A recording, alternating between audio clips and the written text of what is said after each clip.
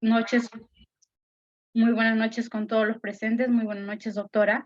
Quien les habla es la alumna Johanny Belis Campoverde, integrante del grupo número 5. En esta oportunidad vamos a presentar nuestro siguiente webinar, que tuvimos como tema la importancia del código de ética en el abogado. Se eligió ese tema, ¿por qué? Porque en sí la ética del abogado a lo largo de la historia ha sido catalogada, de una manera muy poca humana en algunos profesionales, ya que muchos de ellos se aprovechan del poco conocimiento que tienen los demás. Es así como se forma ya una mala reputación entre cliente y abogado. Como ya hemos visto, la labor del abogado debe ser intachable. Es por ello que esta labor que cumple este profesional se basa en hacer respetar y hacerse respetar, teniendo en cuenta siempre la importancia de la ética profesional de un abogado, el que se basa en, como ya mencioné, en su deber profesional con una máxima transparencia y profesionalismo.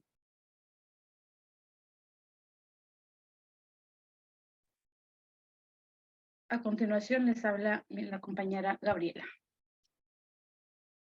Bueno, particularmente para al momento de escoger este tema, bueno, que es más la carrera de la compañera Johanny, no sabíamos cuáles eran los principios de la ética del abogado a profundidad, pero eh, personalmente creía que solamente abarcaba la prevalencia de la verdad ante cualquier situación. O sea, hoy en día vemos que los abogados son capaces incluso a veces de manipular la verdad y jugar con los vacíos legales de un sistema de leyes, tan solo con el fin de beneficiar al cliente, ¿no? Y aquello no mostraba para mí no solamente una falta de, o sea, compromiso con la verdad, sino también una falta de deshonestidad intelectual, o sea, al invertir esta jerarquía de prioridades, o sea, que solamente la verdad se convierte como que en un medio para obtener un beneficio y no más con el fin de la investigación. Y es allí cuando, claro, comenzamos a reflexionar sobre cuál era la prioridad en primera instancia del abogado, o sea, ¿es la búsqueda de la justicia o el beneficio de una persona? Por eso que queríamos destacar primero el concepto de la ética y la moral. En sí la ética se basa en las normas bien fundadas sobre el bien y el mal, que determinan lo que las personas debemos hacer. Generalmente, en términos de derecho, vienen a ser las obligaciones, los beneficios para la sociedad, la equidad y otras virtudes específicas. Acá también se incluyen los principios de honestidad, de compasión y lealtad. Además, estas normas éticas también incluyen estándares relacionados con los derechos, como es el derecho a la vida, el derecho a la privacidad, entre otros. Estas normas son normas éticas adecuadas. ¿Por qué? Porque se apoyan en razones coherentes y bien fundadas. Bueno, por otro lado, la ética se refiere al estudio y al desarrollo de sus propias normas, ¿no? A veces los sentimientos, las leyes o las normas sociales pueden desviarse de lo que es ético. Por eso es necesario examinar constantemente estas propias normas para asegurar de que son razonables y están bien fundadas.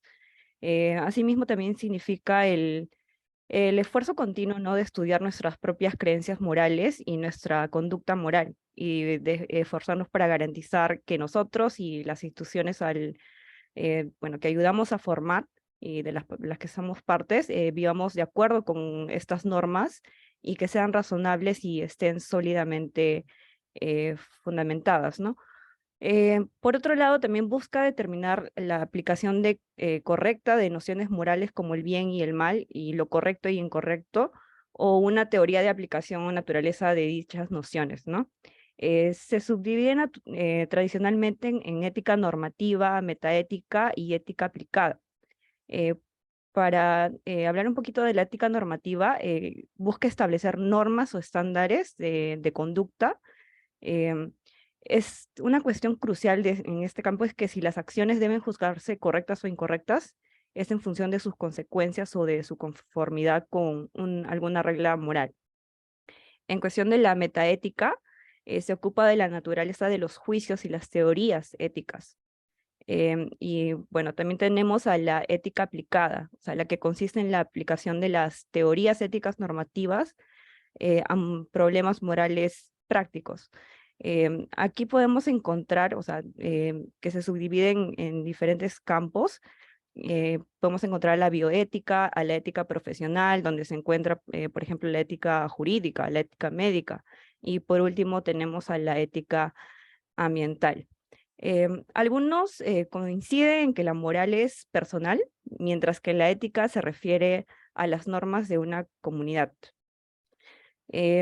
En cuanto a lo que es la moral se refiere al conjunto de normas que permiten a las personas vivir de forma cooperativa en grupos. Es lo que las sociedades determinan como correcto y aceptable.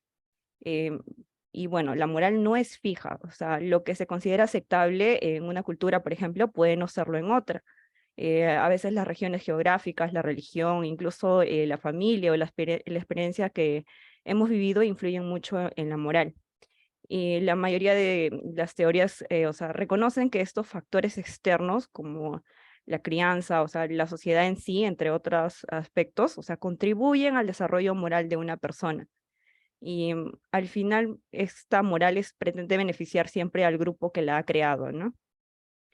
Más concretamente, el término moral, o sea, puede utilizarse de forma descriptiva para referirse a ciertos códigos de conducta propuestos por una sociedad o un grupo o aceptados por un individuo para su propio comportamiento, o de forma normativa para referirse a un código de conducta que, bueno, dadas determinadas condiciones, sería propuesto por personas racionales. Siguiente, compañero.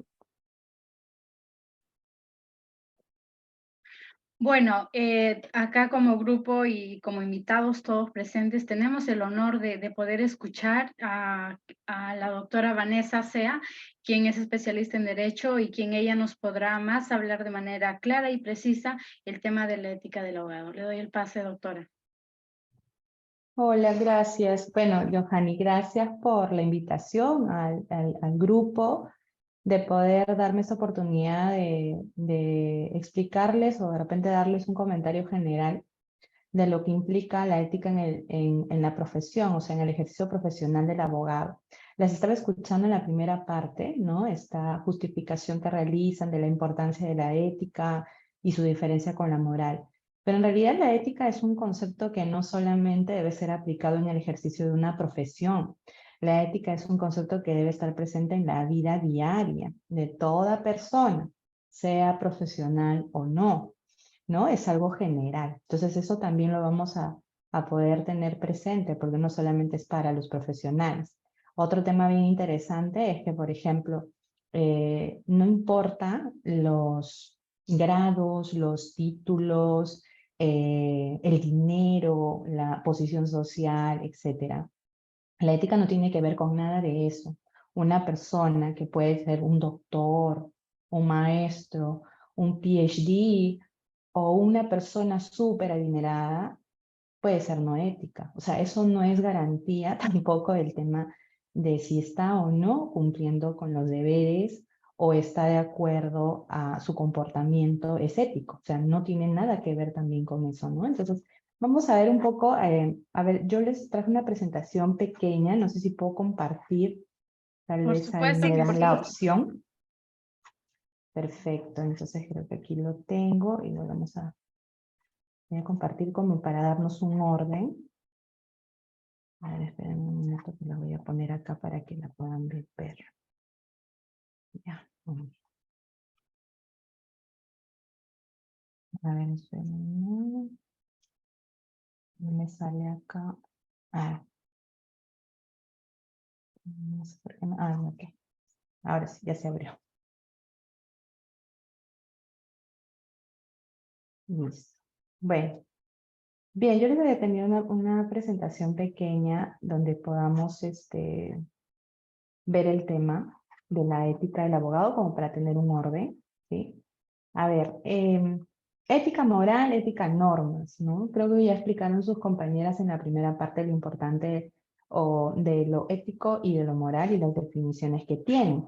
Pero hay que, en forma sencilla, la ética es algo, es la valoración que nosotros tenemos de ciertos principios morales o reglas de conducta.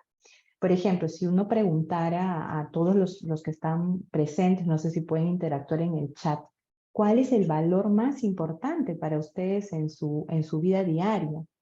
No lo sé, ahí de repente ponen en el chat que, no sé, alguno dirá el respeto, otro dirá la honestidad, no sé.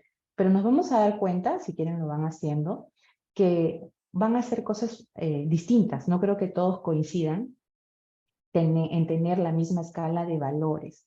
Cada persona, de acuerdo a su formación, a lo que ha recibido desde su educación, tanto a nivel de la educación que ha recibido a nivel del colegio, de la universidad, o incluso en el hogar sobre todo, ¿no? Empieza a crear su propia escala de valor, ¿no? Entonces, eso es lo ético, el principio que regula la conducta de cada uno, y esa conducta en su relación con los demás. A diferencia pues de la moral, como dijo su compañera, ¿no? Tiene que ver más con el tema de la convivencia, como que lo externo, ¿ok? Claro, obviamente nosotros nos vamos a regir dentro del respeto a los deberes morales o deberes sociales, ¿no? A ver, algunos están poniendo la honestidad, el respeto. Claro, eso tiene que ver con lo que para mí es importante, ¿no? De repente para uno es más importante la honestidad que para otro sea el respeto. Tal vez para otro es la cordialidad, para otro es la empatía. O sea, dependerá de lo que cada uno ha formado como su escala de valor. La ética es ver lo que está bien, lo que es justo, lo que es correcto, lo que está de acuerdo con la moral. No solamente es pensar. La ética refiere mucho al tema de reflexión de la persona, cómo piensa reflexivamente y cómo actúa o tiene su comportamiento. Pero en realidad está muy asociado al concepto de la práctica. O sea, no solo consiste en que uno piense o tenga una escala de valor, sino que en su comportamiento lo aplique. Eso es la ética, ¿no? Cómo yo asimilo los valores y cómo yo los practico. Ahora, es lógico pensar, tal vez en algún momento, que todas las normas o reglas que regulan la convivencia social están recogiendo principios éticos. Pero yo les voy a decir que no es así. Muchas veces hay situaciones en las que tenemos las normas y no necesariamente lo que se tiene que aplicar es justo. Porque a veces decimos, ¿no? Es justo todo lo que está en la norma. Se supondría que sí, pero no es así. No, en realidad no es así. A veces vamos a tener una situación de conflicto donde lo que dice la norma de manera literal, si fuese aplicada a la situación, no sería justo. Vamos a tener esas situaciones. Entonces, lo que les quiero decir es que no lo que está en la norma y que nosotros cumplamos es suficiente para decir que tenemos un comportamiento ético. La ética es más que la normativa, es mucho más. O sea, realmente tener un comportamiento o conducta ética es tener un comportamiento en base a principios que están fundamentados en los valores, ¿no? Y en que mi comportamiento no perjudique a otros. Mi comportamiento debe estar basado en la honestidad, en la justicia, en la diligencia, en el cuidado o respeto de los demás. Sobre todo cuando uno ejerce ya, ahora vamos un poquito a pasarlo al tema del abogado, ¿no? El abogado o sea, ser abogado es tener una profesión donde te relacionas con las personas, es una ciencia humana. Por tanto, el comportamiento del abogado o su conducta debe ser ética, basada en principios éticos. Un buen abogado o un abogado con comportamiento ético no es un abogado que cumple las normas, por si acaso. Es un abogado que cumple no solo las normas, sino que cumple los principios éticos, que están por encima incluso de las normas. A veces nos preocupamos mucho por cumplir la regla y que no haya sanción, y ahí queda, ¿no? Y con eso yo estoy feliz porque ya cumplí y bueno, mi comportamiento es intachable. No es así. No tiene nada que ver con la normativa, ¿no? Ahora vamos a darnos cuenta de repente en algunas situaciones que podamos ver qué cosa es lo que diferencia esto de la norma con la ética. Cuando hablamos de un comportamiento ético, viene a ser la conducta de la persona que tiene actitudes, valores, pero esos los expresa en sus acciones, en sus decisiones, en cómo resuelve conflictos y cómo interactúa con los demás. Ojo, la ética es la práctica, o sea, lo que yo tengo o he asimilado como valores y cómo los pongo en práctica, ¿no? Ahora, la regulación tiene otro objetivo. El objetivo de la regulación es precisamente buscar reglas que puedan ser aplicadas para solucionar ciertas situaciones que incluso podrían estar pues generándose un conflicto. Y precisamente el abogado lo que hace es utilizar las normas, ¿no? Para poder resolver alguna situación de conflicto o en todo caso pues defender, ¿no? A una persona o representar a una persona en un proceso. En este caso, sí es muy importante que si bien la norma busca que se reduzca el riesgo moral, hay la posibilidad, hay una gran posibilidad de que la persona se comporte no de una manera apropiada, ¿no? Y perjudique a los demás, o de repente omita realizar una conducta y cause un perjuicio, ¿no? El caso del abogado que revela el secreto profesional, el caso del abogado que llega tarde a la audiencia, ¿no? Y no avisa, o no se conecta, no representa, o de repente, como seguramente muchos de ustedes dirán, el abogado que no te dice, o sea, no te dice las cosas de forma transparente, ¿no? Si no te dice, sí, yo creo, sí, vas a ganar, ¿no? Pero en realidad no está, pues, fundamentándote correctamente los argumentos que te ayuden a ti a tener seguridad y confianza, que esa es la palabra que vamos a usar, confianza de que efectivamente vas a tener un resultado positivo ante un conflicto, ¿no? Cuando uno actúa de manera deshonesta, ¿qué genera? Desconfianza, ¿no? Y cuando hay desconfianza en la sociedad, si ya uno, dos o tres en el ejercicio de la profesión actúan de forma deshonesta, ¿qué pasa? Desconfiamos todos, ¿no? Porque siempre generalizamos. Y esa situación hace de que la desconfianza genere pues una mala percepción de esta profesión. Si yo les preguntara a ustedes, seguro en el chat también pueden ponerlo, ¿cuántos chistes de abogados hay malos, no? ¿Cuántas personas tú le preguntas cuál crees que es la profesión que es la más, la que va contra la ética, o cuál crees que es la más corrupta, ¿no? Tú preguntas y te van a decir el abogado, seguramente, o el juez o algo, ¿no? Entonces, esa es la percepción, lamentablemente. Entonces, ¿por qué? Porque precisamente lo que hemos visto en la realidad es que hay mucho actuar deshonesto, ¿no? De parte de personas que efectivamente tienen la profesión o tienen este ejercicio de la abogacía, ¿no? Entonces, ¿qué daño ocasiona este comportamiento deshonesto? No estoy diciendo comportamiento contra las normas, no, sino deshonesto. O sea, estamos yendo contra la ética que influye en la percepción de la sociedad. Si fuese al contrario y hubiese pues un actuar diligente, un actuar correcto, de lealtad, de respeto, la percepción sería diferente, ¿no? Entonces, hoy en día, lamentablemente, la profesión se ve muy vulnerada por situaciones que se han presentado con personas que han actuado de forma antiética, ¿no? Que han ido contra la ética. Han sido personas súper reconocidas, por eso les decía, no importa el grado, no importa los títulos, no interesa, ni las profesiones. El ir contra la ética es de todos, y el cumplir la ética es de todos, o sea, depende de la persona. Cuando hablamos de ética, hablamos precisamente de un comportamiento que sea de efectivo cumplimiento de una función profesional. Vamos a acentuarlo para el tema de la profesión abogacía, que es lo que vamos a ver ahora. También es una responsabilidad, ¿no? Hablar de ética es responsabilidad. Cuando hablamos de un comportamiento ético, les decía, no solamente vamos a pensar en cumplir la norma. La ética viene de la cultura. Y siempre el comportamiento ético mientras es correcto, genera confianza. Pero si es un comportamiento incorrecto genera desconfianza.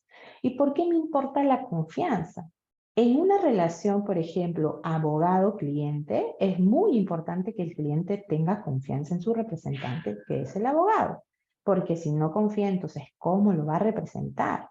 ¿No? Entonces, a mí me causa mucha extrañeza a veces cuando yo escucho y el cliente dice, o sea, la persona que está en un problema de conflicto dice, no, mejor le pregunto a otra persona que no confío en mi abogado. Entonces, ¿por qué lo tienes como abogado? Lo primero que debes tener es confianza, si quieres que te representen. Ahora, esa confianza no se hace de la noche a la mañana, ¿no? Es progresiva y depende mucho del comportamiento que tenga el abogado que está prestándole un servicio a un cliente.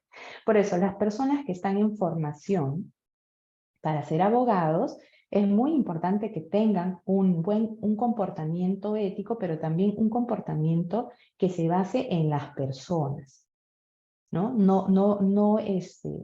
No podemos pensar que nuestro ejercicio profesional va a estar desligado de las personas. Vamos a tratar con personas. Desde cualquier punto de vista, seas un abogado que litigues en un juicio o seas un abogado in-house que trabajes en una empresa. Es lo mismo, porque siempre te vas a relacionar con las personas. Entonces, tu comportamiento tiene que ser diligente, responsable, con el compromiso implícito de poder cumplir las expectativas de tu cliente. Con eso, con tu actuar positivo, generas confianza en la sociedad. Cuando hay confianza en las relaciones ordinarias, todo es correcto y todo va a fluir correctamente. Aquí les ponía un ejemplo, ¿no? ¿Qué tan importante se ha puesto actualmente el comportamiento ético? Miren, es tan importante que hoy en día cuando te evalúan para poder trabajar en una empresa o en cualquier institución, toman mucho en cuenta la solvencia moral. O sea, que la persona tenga un comportamiento ético, una buena cultura, que cumpla valores, que se adhiera. Muchas empresas, instituciones, tienen códigos de ética o normas internas de conducta. Entonces, de esa manera regulan ese comportamiento.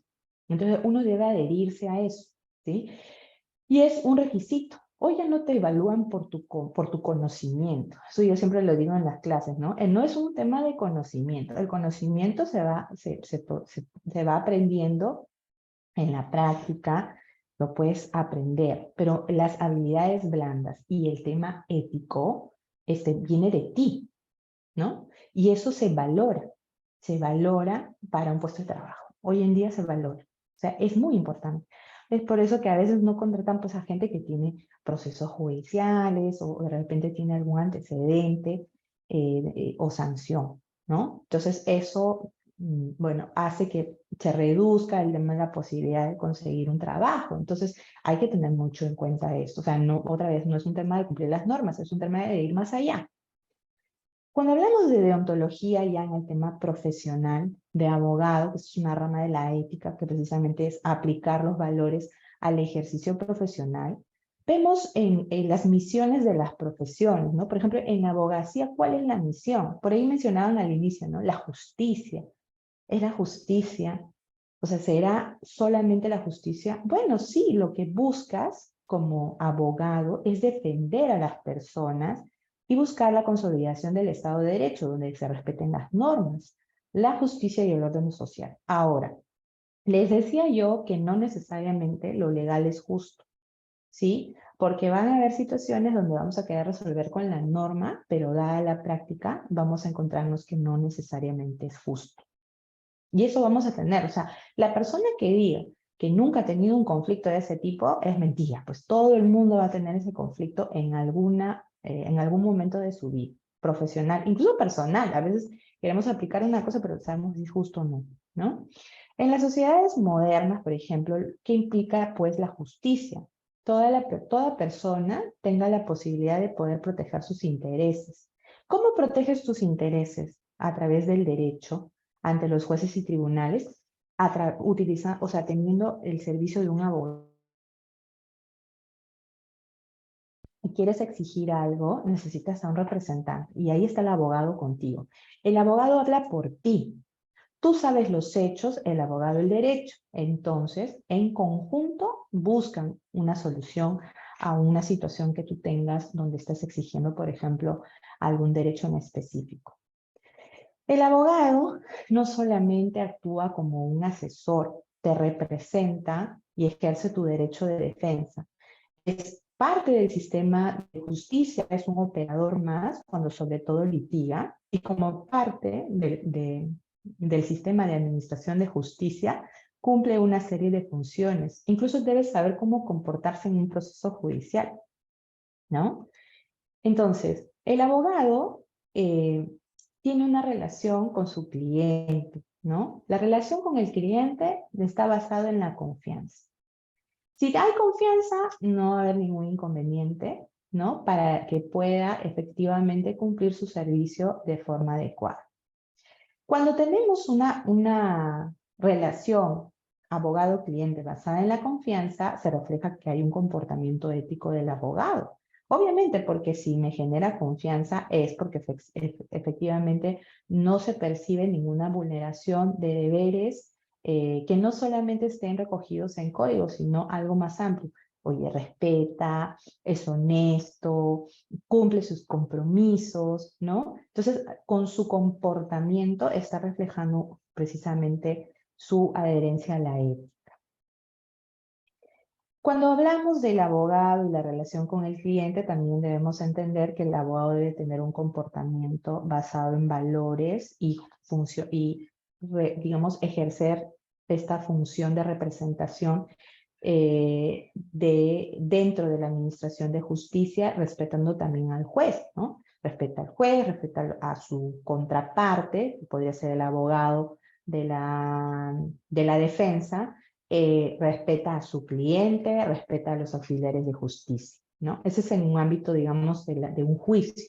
Si estuviera en otro ámbito, por ejemplo, como un abogado que asesora, ¿no? De una empresa, ok, asesora correctamente a su cliente interno, siendo honesto, planteándole opciones, ¿no? Brindándole toda la información, no se guarda la información, sino es transparente, explica correctamente, no se guarda no es que se reserva ciertas cosas para que el cliente decida mal, por ejemplo, no, le brinda toda la información. Esa acción o ese actuar ético, si se dan cuenta, no vamos a encontrarlo de repente en una norma de manera específica, lo vamos a encontrar de manera general.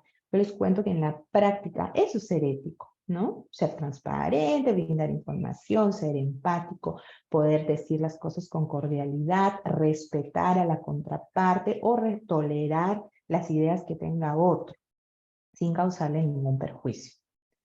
El abogado es garante del Estado de Derecho, claro, porque vivir en un Estado de Derecho implica precisamente el vivir pues respetándose la norma, respetándose la ley. En el ejercicio de la abogacía hay situaciones donde vamos a encontrar precisamente que es difícil mantener el sentido de justicia, ¿no? Por ejemplo, dice, imaginemos que se encuentra con un cliente que no quiera continuar un procedimiento tal como lo establece el marco normativo y tiene pretensiones irreales y fraudulentas. ¿Esto qué significa? Que el abogado, por ejemplo, diga, bueno, como el cliente me lo dice, no hay ningún problema, ¿no? No, sino que aquí lo que dice es, esto no significa que el abogado quede eximido de explicarle al cliente la repercusión legal por la contravención de su conducta a las normas y las consecuencias jurídicas que deriven de esa relación con el cliente.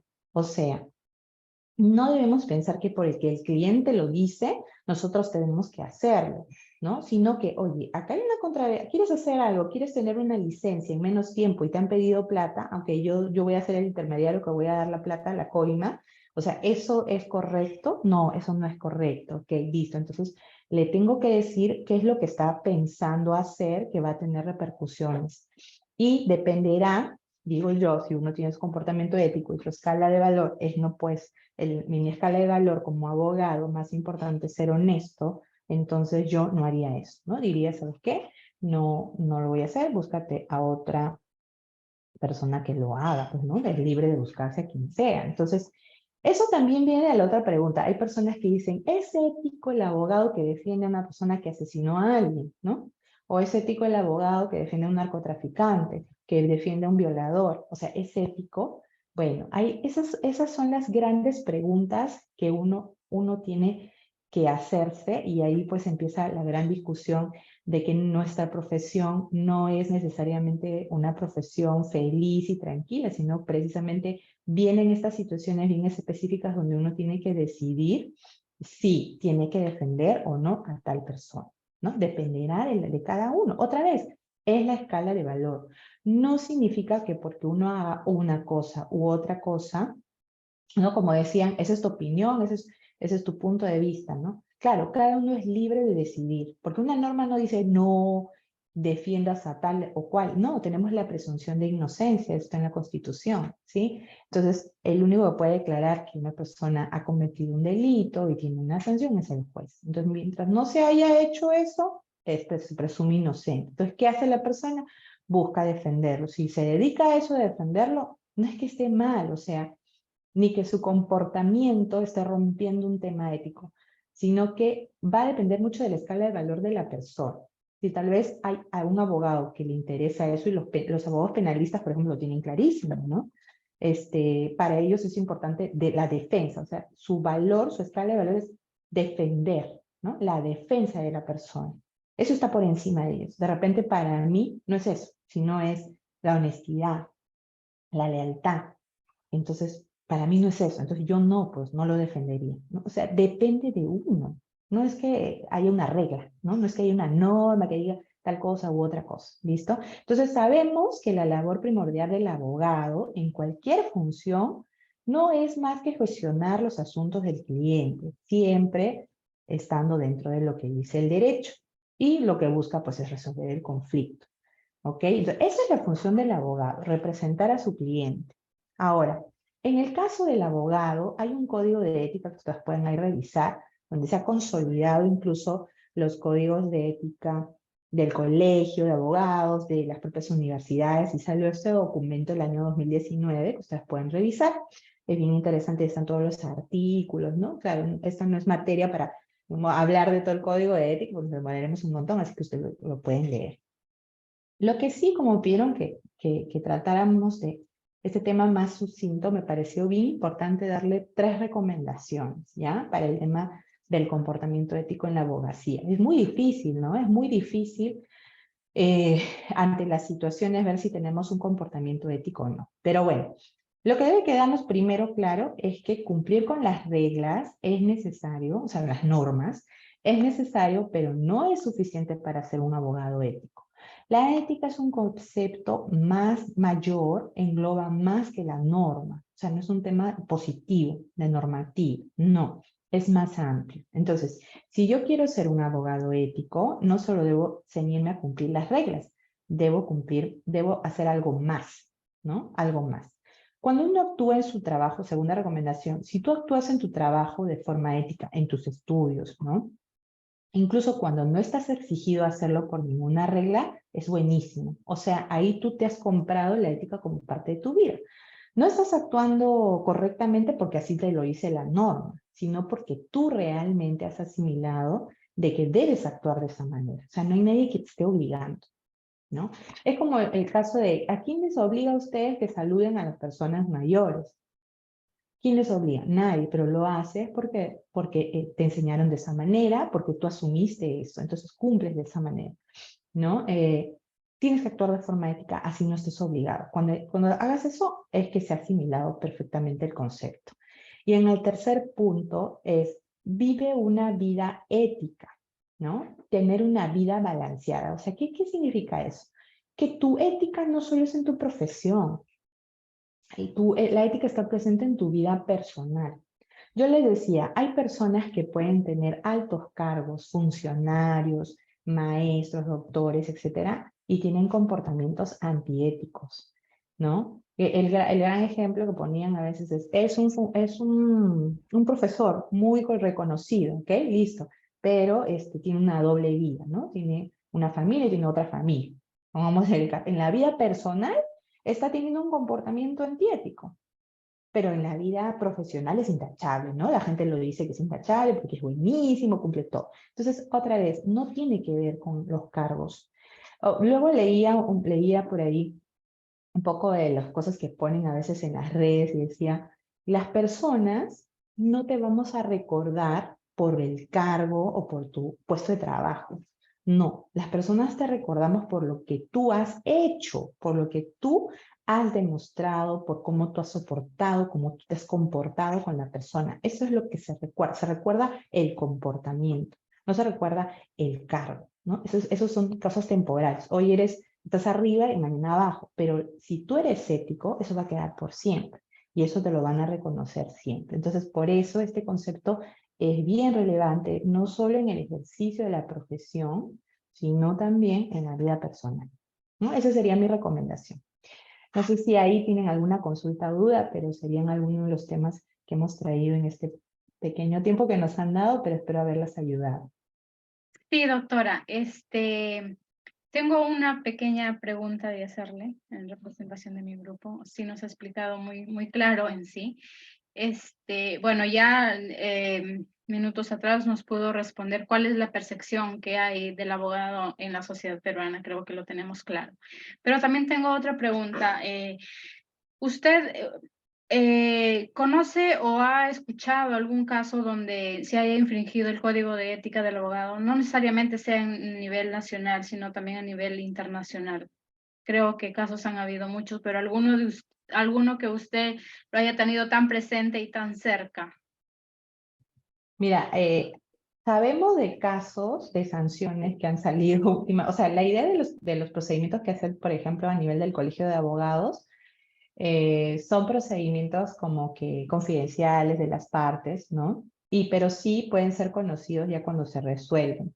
Entonces, de esos casos, no es que yo ya tenía la posibilidad de ver casos cerca, pero sí podría comentarles que, por ejemplo, ¿no? No sé si ustedes recuerdan cuando ha habido un nombramiento de un procurador hace poco, ¿no? Y le sacan pues que tenía sanciones éticas por el Colegio de Abogados, porque había suscrito ciertos informes cuando no tenía o sea, no tenía la facultad de hacerlo, ¿no? Que eso es, o sea, uno representa al cliente dentro de las órdenes o instrucciones que te da el cliente, pero tú no puedes como abogado representarte, irte más allá del mandato que te ha dado el cliente. Entonces un poco por ahí va el proceso, ¿no? Que él había hecho cosas adicionales a las dadas por este cliente y abusando de su posición había pues realizado algunas contrataciones excediendo los intereses del cliente. Entonces por ahí lo sancionan.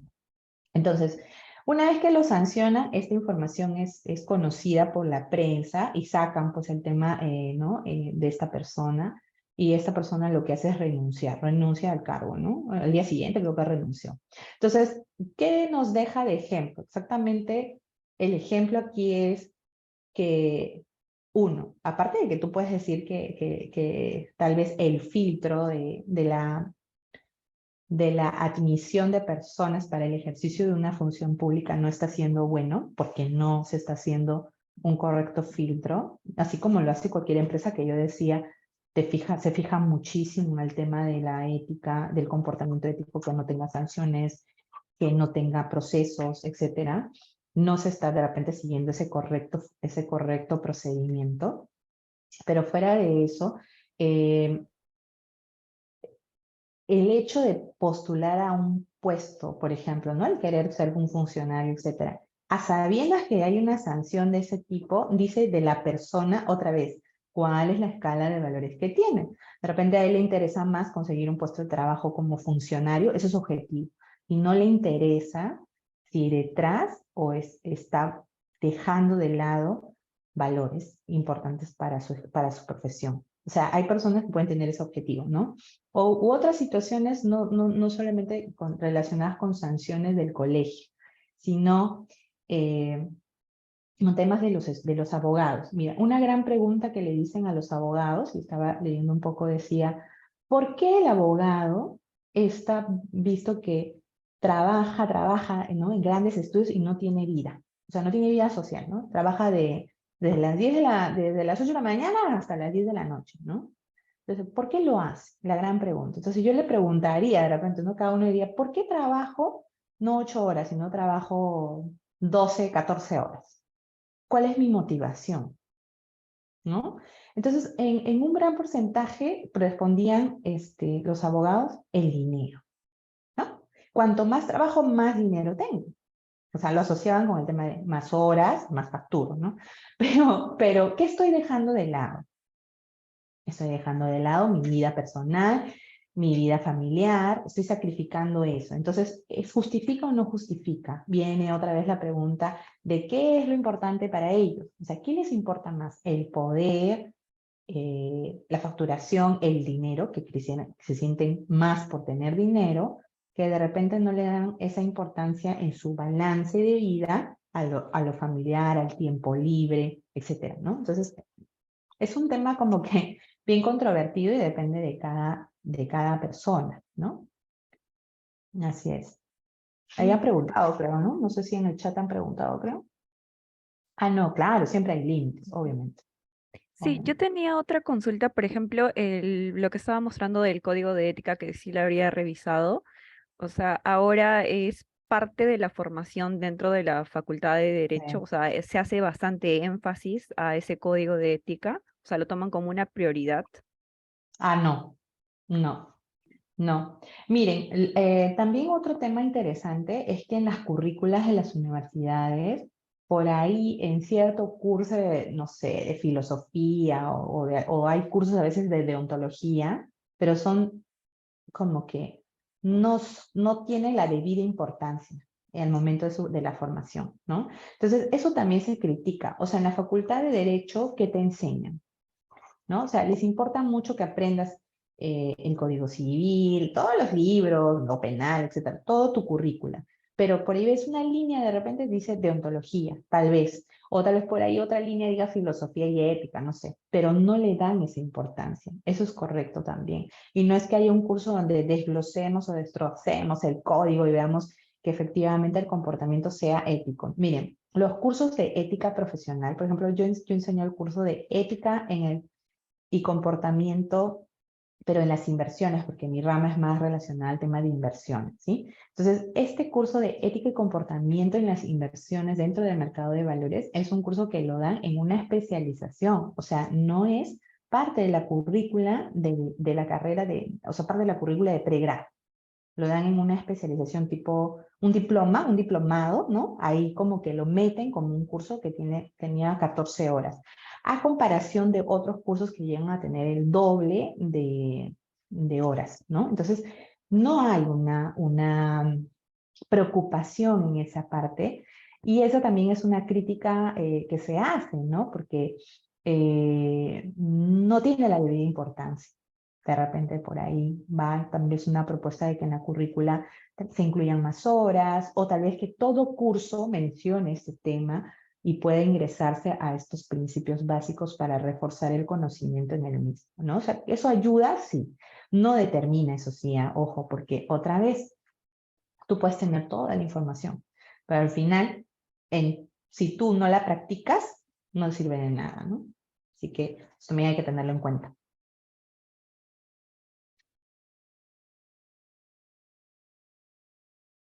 Bueno, doctora, culminando ya con esta importantísima exposición de su parte que nos ha dejado claro, como grupo podemos concluir, en mi caso, que en sí la ética profesional se basa en que se debe conservar esta ética desempeñando un trabajo con tanta responsabilidad y respeto hacia las demás personas. Cosa que en estos últimos años no se ve por parte de los profesionales, no solamente en derecho, sino en las diversas carreras que hay, que los profesionales en sí cumplen su labor. No todos los llevan a cabo, pero también hay casos que sí hay profesionales que sí son honestos y también desempeñan su trabajo con la ética, respetando siempre a los demás. Correcto, así es, así es. Sí, o sea, vamos a encontrar de todo Ujú. y lo importante, como digo, es que nosotros en la práctica tengamos claro de que la ética no es solo conocer, sino es ponerlo en práctica, ¿no? Eso es. Compañera Gabriela. Bueno, como para ya poder concluir, bueno, personalmente considero de que, bueno, para cualquier profesión es importante ceñirse a principios que guíen y también limiten nuestro actuar, ¿no? Bueno, en este caso, el código de la ética que actúa como una guía importante para garantizar una conducta correcta y adecuada, bueno, en el ejercicio diario de la abogacía, ¿no? Desempeña este rol fundamental y especialmente ahora que, bueno, los abogados son vistos con cierta desconfianza, ¿no? De todos los ejemplos que también está mencionando la doctora. Y, y también porque los abogados, o sea, son parte fundamental del funcionamiento de la ley y el propio Estado de Derecho, como también se había mencionado, bueno, que se basa en principios de justicia, imparcialidad y equidad. Eso Correcto. sería, sería lo. Muy bien. Bueno, gracias doctora, gracias a todos los invitados que han podido acompañarnos en esta valiosa exposición por parte de la doctora. En verdad, muchas gracias a todos y, y pues una vez más gracias, estamos contentos con todo. Doctora, gracias por su tiempo y gracias a todos. No, no hay problema y muchas gracias. Y bueno, para cualquier cosa igual estamos siempre ahí en contacto. Igual Johanny es mi alumna en uno de los cursos, así que por eso con toda la disposición de poder acompañarlos y ayudarlos en lo que yo pueda. Gracias por la invitación. Muchas gracias, doctor. Gracias. Hasta luego. Hasta luego, doctora.